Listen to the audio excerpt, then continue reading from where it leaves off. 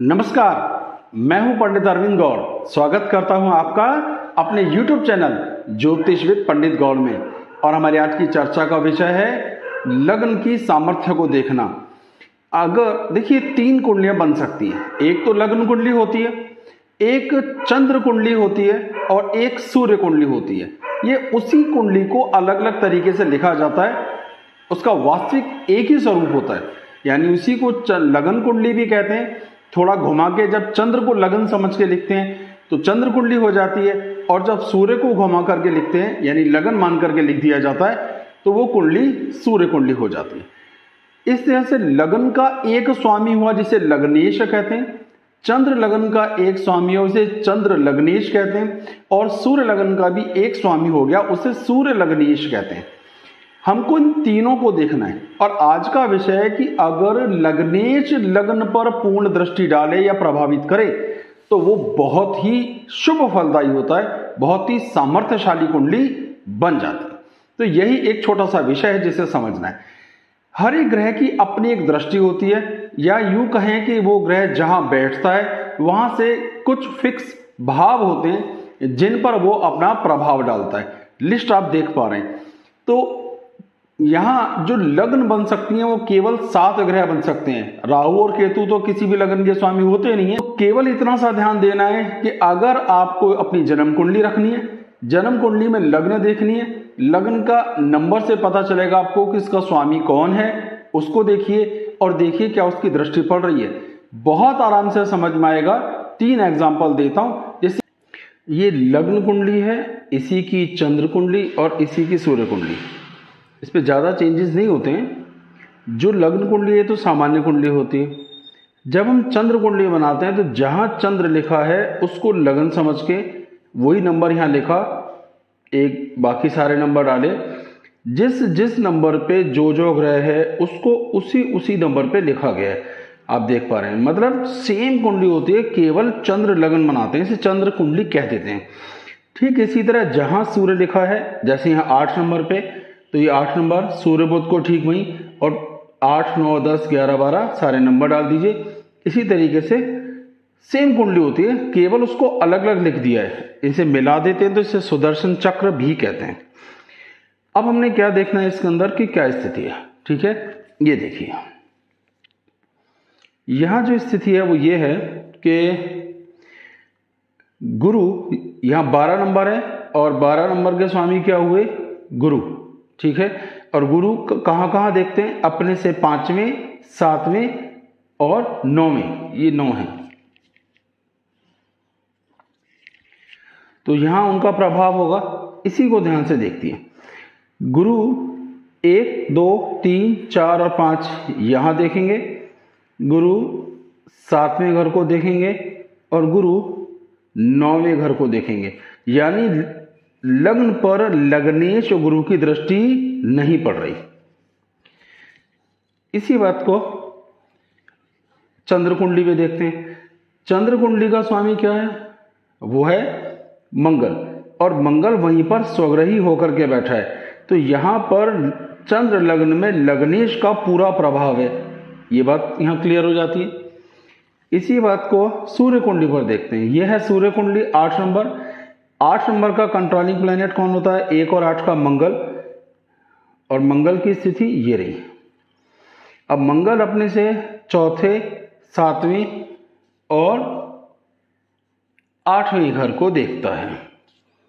4थे, 7वें और 8वें।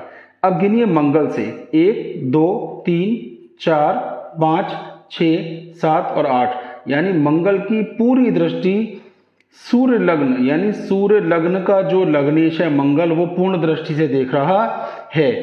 एक और तरीका यह भी था कि सूर्य लग्न का लग्नेश स्वग्रही है। तो यहां पर चंद्र भी देख रहा है और सूर्य भी देख रहा है, यानी चंद्र लग्न का स्वामी भी बलवान है। और जो दृष्टि के हिसाब से हम देख रहे हैं तो सूर्य लग्न पर पूर्ण दृष्टि लग्नेश मंगल की पड़ रही है। मकर लग्न की कुंडली है, ठीक है, और इसका जो चंद्र है वो 2 नंबर वृषभ। तो सेम कुंडली एज इट इज चंद्र कुंडली बनाई सूर्य की, और जो लग्न है वो ये रही। तो इसकी लग्न कुंडली और सूर्य कुंडली सेम है। इनमें देखते हैं क्या स्थिति है। देखिए लगन 10 नंबर, 10 नंबर का मतलब क्या हुआ, शनि, और शनि अपने से तीसरे, 7वें और 10वें भाव को प्रभावित करता है। अब शनि की दृष्टियां गिनते हैं। शनि ये लगन का स्वामी हुआ, शनि ये बैठा 1 2 3 4 5 6 7 8 9 10, यहां पूरी दृष्टि से वो देख रहा है, यानी लग्नेश शनि की लग्न पर पूर्ण दृष्टि।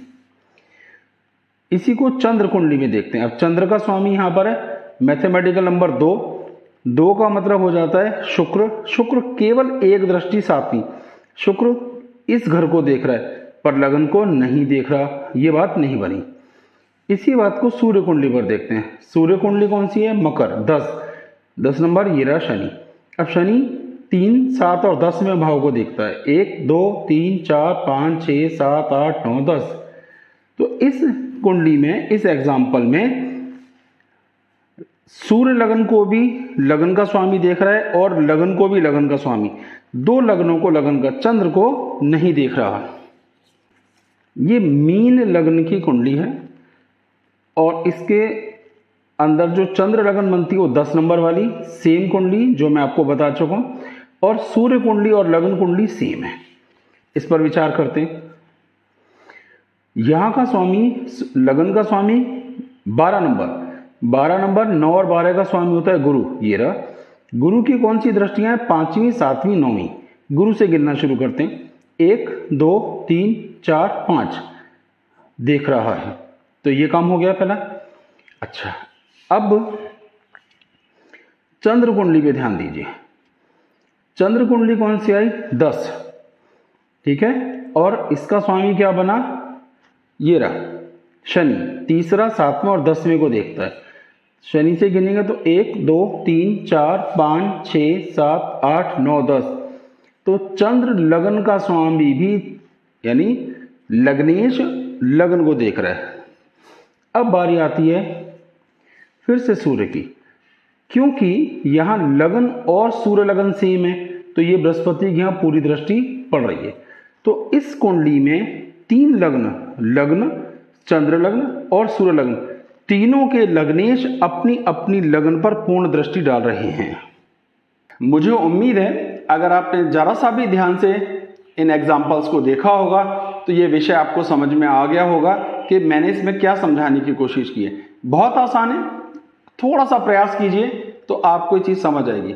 ये योग लगना बहुत भाग्य की बात है। श्रीमती इंदिरा गांधी की कुंडली में भी तीनों लग्नों को तीनों लग्नेश देखते हैं और साधारण बात नहीं है।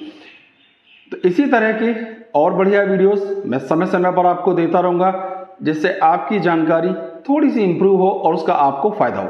बहुत बहुत धन्यवाद। जय सिया राम।